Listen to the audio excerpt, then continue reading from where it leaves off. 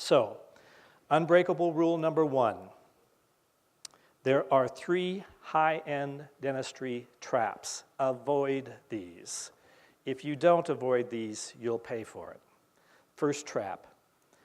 These patients are easy to spot. They are not. They're impossible to stop without a process to identify them. A series of steps and a series of questions can identify these patients easily. Without that, they're extremely they're extremely difficult to spot. And remember, they're not affluent necessarily. Some are, some aren't. Okay, so if you have a process, if your intake process for new patients or a comprehensive exam process for existing patients, if you do the process correctly, you'll be able to identify who the high-end patients are and who they aren't. Okay? Because as you begin this process, if you get resistance from the patient, they're not a high-end patient. They're a bread and butter patient. And I love bread and butter patients because we can do well with those too. But if you have the process correctly, you'll be able to identify them. But you can't tell by looking. Next one is the attract and the repel trap. So I have a story, and it's about a guy that I was in a coaching program. And he was also, we were being coached by someone who helped us become better coaches. And he was in the dental industry as well. And he was selling a marketing system for high-end dentistry, basically. So he had a practice, and he was doing this coaching on the side. And I watched this evolve, and it was fascinating to watch.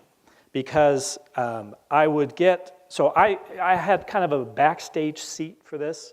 And so as he worked harder and harder to attract the high-end patient, what did he repel? The bread and butter patient, right? And so as the bread and butter left his practice over time, guess what happened to the profitability of his practice?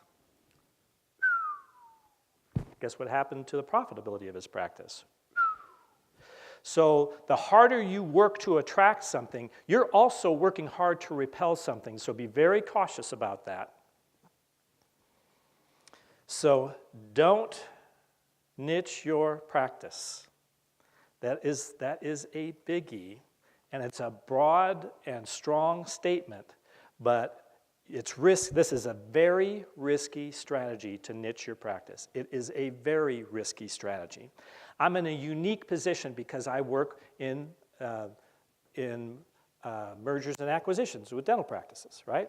So I get to see how practices are presented, and then I get to open the hood, and I get to look inside, and I can see how they're really doing because I get their financial statements, I get their employee turnover statistics, I get all the stuff that you can really measure how well a practice is doing.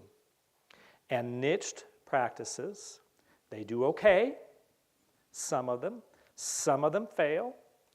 I have a home in the Phoenix area, and when the economy dipped, within walking distance of my place there were 3 practices that went belly up within walking distance. Within a mile radius, 3 practices closed. Beautiful practices, niched practices, every one of them. Every one of them was a cosmetic dentistry practice. You know, and Scottsdale is a place where people want to look good, and they want to look affluent, and they want to look rich. But when the economy tanked, they had nothing left, and they closed.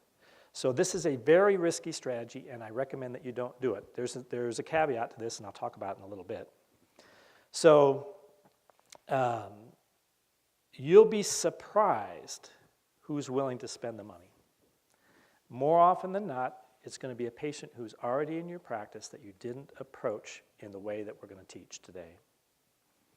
So it's not the guy with the fancy car necessarily. It's not the guy with the expensive jewelry. It's not the guy with a $30,000 watch.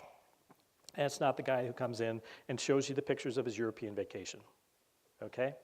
These are not indicators of a high-end patient.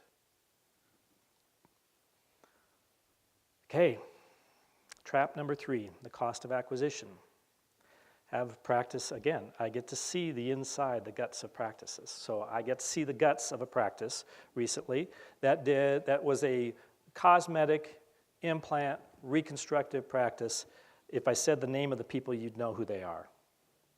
So their cost of acquisition for a patient was $6,000. They did a lot of marketing, a lot of very expensive marketing, they had a very complex marketing system. $6,000 was their cost of acquisition. Their case average, that means what they're getting from every patient, was $30,000.